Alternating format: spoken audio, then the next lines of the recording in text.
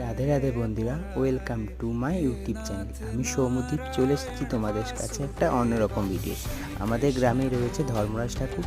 সেখানে অদ্ভুত কিছু নিয়ম রীতি আছে। সেটা হচ্ছে প্রথমত মাটি, আমরা একটা ধর্মরাজ ঠাকুরের পুকুর থেকে মাটি নিয়ে এসে এই মাটি দিয়ে প্রদীপ বানানো। মোট প্রদীপ আমি বানাই 11টা। এই 11টা প্রদীপ আমরা বিকেলবেলায় সূর্যাস্তের পর এই প্রদীপ আমরা ধর্মরাজ ঠাকুরকে দিয়ে আসি। এছাড়াও অনেক অদ্ভুত নিয়ম রীতি আছে এই ধর্মরাজ পুজো।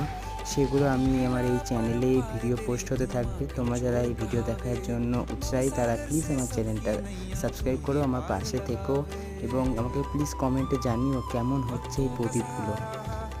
প্রদীপ আমার 11টা প্রদীপ ডান, এবং এছাড়াও 4টে ধূপকাঠি স্ট্যান্ড বানাতে হয়, যেগুলোতে ধূপকাঠি দিয়ে ঠাকুরকে দেখানো হয়।